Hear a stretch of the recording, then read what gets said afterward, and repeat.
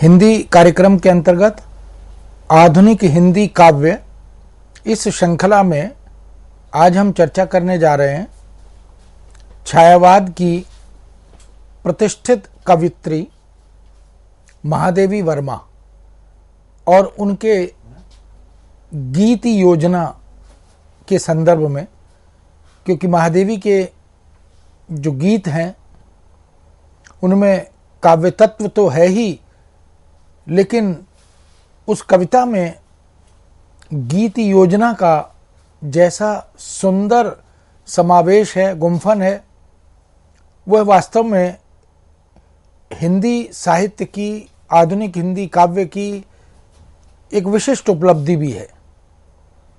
महादेवी वर्मा जो विरहानुभूति के लिए जानी जाती हैं, जिन्हें आधुनिक हिंदी काव्य की मीरा के नाम से भी जाना जाता है, जिन्हें महीयसी महादेवी भी कहा जाता है। यह जो महादेवी शब्द है नाम का, वह उसके अनुकूल अपने व्यक्तित्व, अपने कृतित्व को हमारे समक्ष प्रस्तुत करती हैं। पृथ्वी जैसा विशाल, विराट, उदार ऐसा हृदय और संवेदना से आप्लावित हृदय, उससे जो कविताएं निसृत हुई हैं, जिसमें स्वानुभूति है, जिसमें समाज से जुड़ी हुई समस्त वेदनाओं को आत्मसात करने की क्षमता और शक्ति है, वो महादेवी वर्मा जो अपने गीतों में सांस्कृतिक राष्ट्रवाद को हमारे समक्ष प्रस्तुत करती हैं, वो महादेवी वर्मा जो राष्ट्रीय चेतना का बिगुल भी अपनी कविताओं के माध्यम से बजाती हैं, उनमें केवल प्रेम का सात्विक तत्व ही विद्यमान नहीं है, अपितु राष्ट्र के प्रति एक सद्भावना, एक समर्पण और कुछ संकल्प जो उनके मनोमस्तिष्क में विद्यमान है, उनकी सशक्त अभिव्यक्ति भी हम उन गीतों में, उन कविताओं में देख सकते हैं। कहा जाता है कि गीति योजना ये गीति काव्य के समस्त तत्वों के आधार पर सुनिश्चित होती है। गीतों में एक आंतरिक लय, एक आंतरिक अन्विति विद्यमान रहती है, एक प्रवाह, एक गतिमयता, और इन सब के साथ साथ जो संगीत तत्व है वह भी उनकी शक्ति बनकर हमारे समक्ष उपस्थित होता है। यूं तो महादेवी वर्मा से पहले भी गीति योजना अनेक प्रतिष्ठित हिंदी कवियों में हम देख सकते हैं। प्रसाद ने तो अपनी नाटकीय जो कृतियां हैं, नाटक जो उन्होंने लिखे हैं, उनमें बहुत सुंदर गीतों का समावेश किया है, उनको शामिल किया है। यह गीति योजना निराला में भी दिखाई देती है, प्रसाद में भी दिखाई देती है, पंत में भी दिखाई देती है, लेकिन महादेवी तो जैसे उसकी अधिकारिणी बनकर हमारे समक्ष उपस्थित होती हैं। मीरा की कविता में, उनके गीतों में वह गेयता विद्यमान थी। भक्तिकाल में, कृष्ण भक्ति काव्य में, राम भक्ति काव्य में, तुलसी के भी मानस में या अन्य रचनाओं में गीति तत्व बहुत ही सशक्त रूप में उद्घाटित होता है, उजागर होता है। तो गीति काव्य सृजन की एक सशक्त परंपरा हिंदी के पास महादेवी से पहले भी रही है। आधुनिक हिंदी काव्य में भी हम उसे बहुत से कवियों और कवित्रियों में देख सकते हैं, किंतु गीति योजना की दृष्टि से जो स्थान आधुनिक हिंदी काव्य में महादेवी वर्मा ने बनाया वह वास्तव में विलक्षण है, स्तुत्य है, और उससे महादेवी का एक अलग रूप, एक अलग व्यक्तित्व हमारे समक्ष उपस्थित होता है। कहा जाता है कि गाने योग्य जो भी पद रचना होती है, यानी वह पद रचना जो गेय हो, जिसमें गेयता का तत्व विद्यमान हो, जिसे वाद्य यंत्रों के साथ आंतरिक अनविति का ध्यान रखते हुए, अनुतान बलाघात आदि का ध्यान रखते हुए यदि प्रस्तुत किया जाता है कवि विशेष द्वारा, ऐसी गेय पद रचना को गीति काव्य कहते हैं। काव्यशास्त्रियों ने कविता के दो रूपों की चर्चा विशेष रूप से की है। एक जिसे हम प्रबंध काव्य कहते हैं और दूसरा जिसे हम मुक्तक काव्य कहते हैं। प्रबंध में कथा आद्योपांत निबद्ध रहती है, जुड़ी रहती है, और उसको सर्ग में या अध्यायों में या कांड आदि में विभक्त किया जाता है। लेकिन कथा की जो क्रमबद्धता है उसमें भी एक आंतरिक लय विद्यमान होती है। उसको हम किसी अध्याय को आगे पीछे नहीं कर सकते, और अध्यायों के अंतर्गत जो कथाक्रम विधिवत नियोजित होता है, बुना जाता है, उसमें भी छंदों को हम आगे पीछे नहीं कर सकते। जबकि मुक्तक में इसकी आवश्यकता अपेक्षा नहीं होती। इसलिए मुक्तक जो होता है वह एक खुले रंग बिरंगे पुष्पों का गुलदस्ता होता है। इसलिए उसके किसी भी पुष्प को निकालकर, यानी किसी भी छंद को, किसी भी पद को निकालकर कहीं आगे पीछे भी कर दें तो उससे कोई फर्क नहीं पड़ता, कोई अंतर नहीं आता। जबकि प्रबंध काव्य में इसकी गुंजाइश नहीं होती। इसलिए मुक्तक के जो भेद किए जाते हैं उनमें से एक प्रमुख गीति काव्य भी माना जाता है।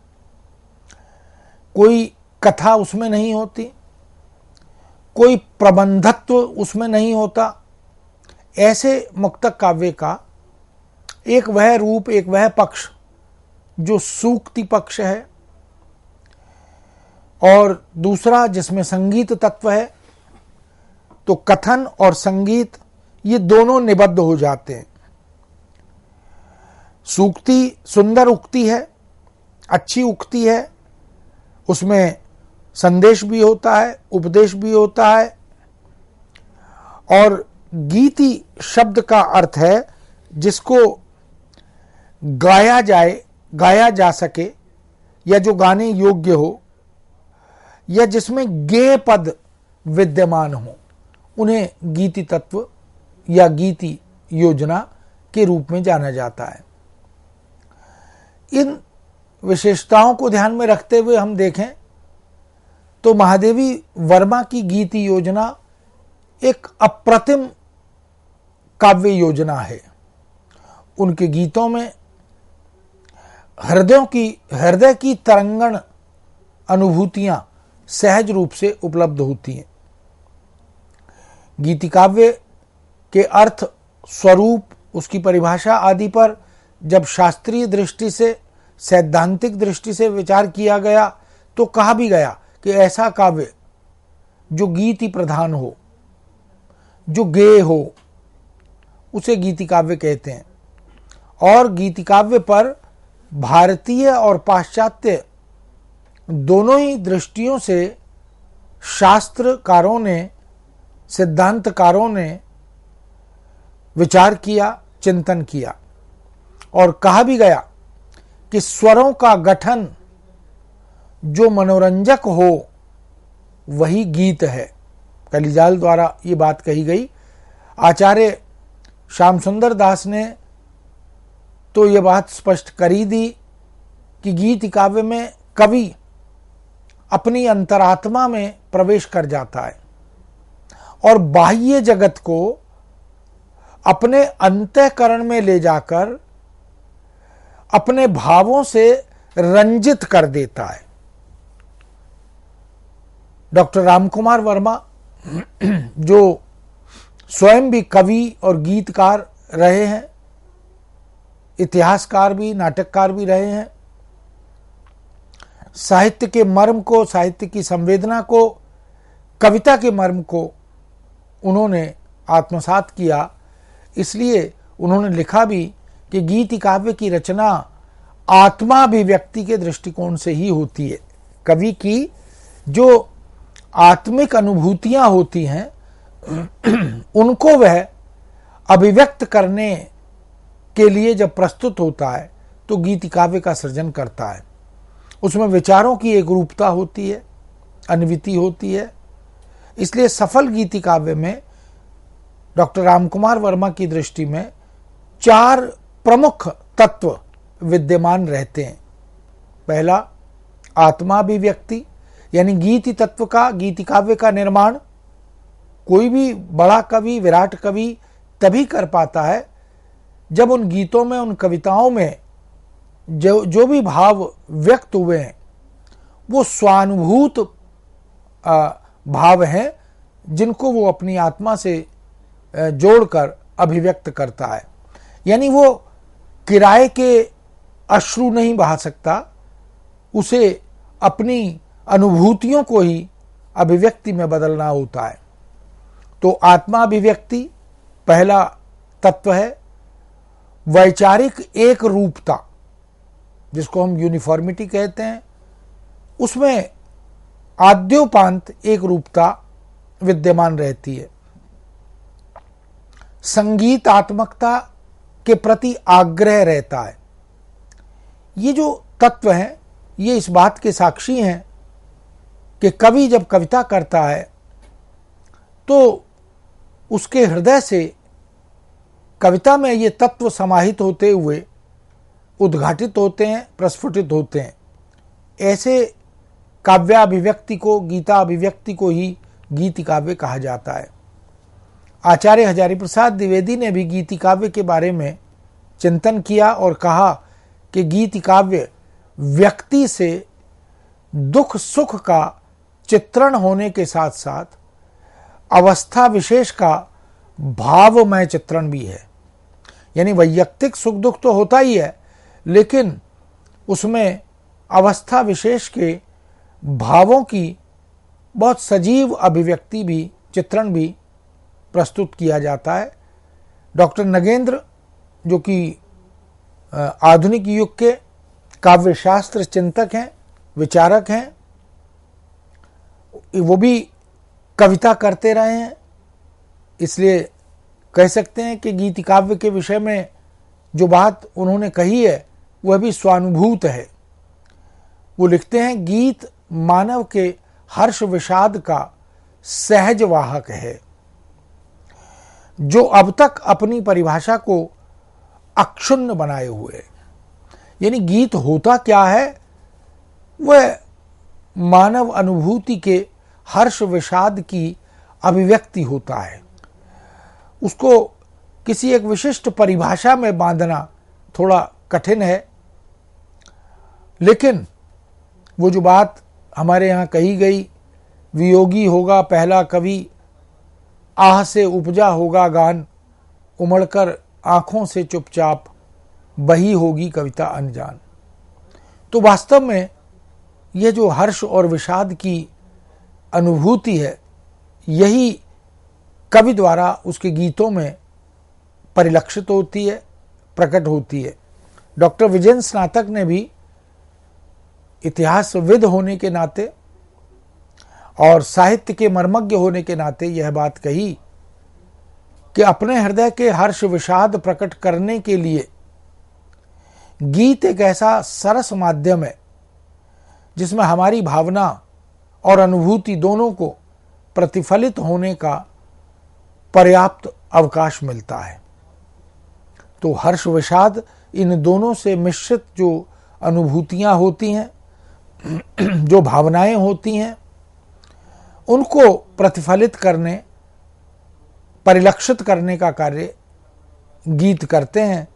इसलिए गीत योजना में कंठस्थ करने की, सस्वर गायन की और अनुतान, बलाघात आदि का ध्यान रखते हुए, आरोह अवरोह आदि का ध्यान रखते हुए सहज रूप से, सरस रूप से प्रस्तुत करने की क्षमता गीतों में रहती है।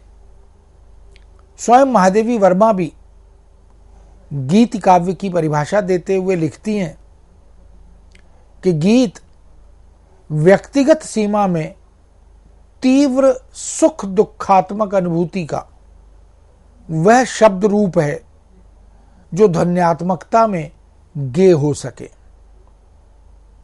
इसका मतलब है कि सुख दुख की जो सहज अनुभूतियां हैं उन्हें शब्द रूप में प्रस्तुत करने की जो कला है उसे ध्वन्यात्मकता के साथ गेय रूप में प्रस्तुत करने की जो क्षमता है वही गीत है और वही गीत काव्य है।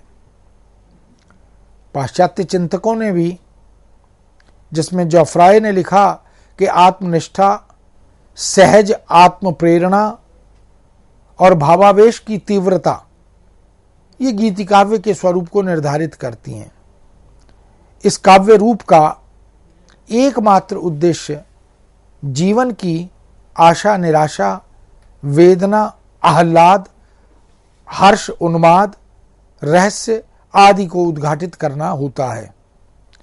रस्किन ने भी गीति काव्य को व्याख्यायित करते हुए लिखा कि गीति काव्य कवि की निजी भावनाओं का प्रवाह होता है।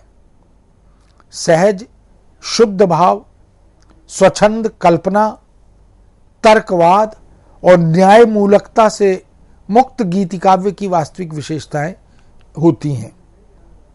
इसी तरह बहुत से आलोचकों ने, समीक्षकों ने इस विषय पर चर्चा की है। अर्नेस्टिस ने कहा, गीत नियम और बंधनों से परे होते हैं। इसमें इन शब्दों को संगीतात्मक अभिव्यक्ति मिलती है जो प्रभु विष्णु भावों से अनुशासित और शक्तिशाली लयों के द्वारा बंधनों से मुक्त होते हैं। प्रोफेसर गमर ने लिखा कि गीति काव्य वह अंतर्वृत्ति निरूपणी कविता है जो वैयक्तिक अनुभूति से आगे बढ़ जाती है। इसी तरह वैन ने लिखा कि गीति काव्य कवि का स्वालाप है, अर्थात स्व की अभिव्यक्ति है। हम देख सकते हैं कि सभी भारतीय और पाश्चात्य चिंतकों की इस गीति काव्य की सैद्धांतिक विवेचना में यह जो स्व तत्व है, स्वानुभूति का तत्व है, गेयता का तत्व है, एक रूपता और अन्विति का तत्व है, इसको बार बार चर्चा में रेखांकित करते हुए लाया गया है। हिंदी साहित्य में गीति काव्य की सशक्त परंपरा मिलती है। आदिकालीन साहित्य में भी गीति काव्य प्रचुर मात्रा में मिलते हैं। विद्यापति की कविता तो गीति तत्व से निबद्ध है ही। मध्यकालीन गीति काव्य परंपरा भी बड़ी सशक्त और सुदीर्घ परंपरा है। लगभग 550-600 वर्षों तक मध्यकाल की जो कविता पूर्व मध्यकाल और उत्तर मध्यकाल में लिखी गई, भक्तिकाल और रीतिकाल के कवियों ने, बहुत से कवियों ने, कबीर में भी गेयता प्रचुर मात्रा में है। ऐसे ही समस्त संतों में हम देख सकते हैं। इसी तरह से हम राम भक्ति काव्य, कृष्ण भक्ति काव्य, वहां भी इस गीति तत्व को देख सकते हैं। और आधुनिक कालीन गीति काव्य परंपरा तो सुदीर्घ है ही। रास या रासक शब्द जो आदिकाल की प्रमुख काव्य धारा है, आदिकाल में एक बड़ी लंबी श्रृंखला रासो काव्य परंपरा के रूप में मिलती है। वहां लघु काव्य के साथ साथ रास, रासऊ, रासा या रासों के गेय काव्यों को हम देख सकते हैं, याद कर सकते हैं, चाहे वो पृथ्वीराज रासो हों या बीसल देव रासो हों या खुमान रासो हो आदि आदि। विद्यापति का गीति काव्य तो निर्विवाद है ही और बहुत एक विलक्षण उपलब्धि हिंदी काव्य की गीति काव्य की दृष्टि से उसे माना जाता है। मोरा जीवन नवेल रा भवो है गुलाल, कैसे गर्दीनी बकस मोरी माला। भक्तिकाल में भी बहुत सारे कवियों ने गीति तत्व को कविता के साथ जोड़कर हमारे समक्ष प्रस्तुत किया। वहाँ भाव का और कला का सामंजस्य, वहाँ आदर्श और यथार्थ का अद्भुत सम्मिश्रण संयोग, वह इन कविताओं में गीतों के साथ गीतात्मक रूप में हमारे समक्ष उपस्थित होता है। चाहे आदर्श रूप में लोकनायक राम हो या लोकनायक कृष्ण हो, उनका लोक रक्षक रूप हो या लोक रंजक रूप हो, उनके आदर्श और यथार्थ दोनों को कबीर आदि संतों ने भावों को जिस ढंग से हमारे समक्ष व्यक्त किया, रसखान ने अपनी गीतात्मकता और गेयता की कला से कविता को जैसा रसात्मक बनाया, वो हिंदी काव्य जगत की विलक्षण उपलब्धि है। सहेली सुनो सोहिलो रे, सोहिलो सोहिलो सोहिलो सोहिलो सब, जग आज पूत सपूत कोनिला जायो, उल्टा भयो कुलराज।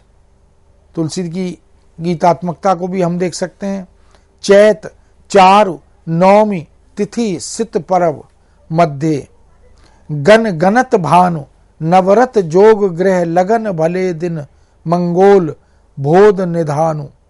जसुमति जबहि कहो अनवाहिन रोई गए, हरि लोटत री, लेत उबटनो आगे दधि करे, लालही चोटत पोटत की।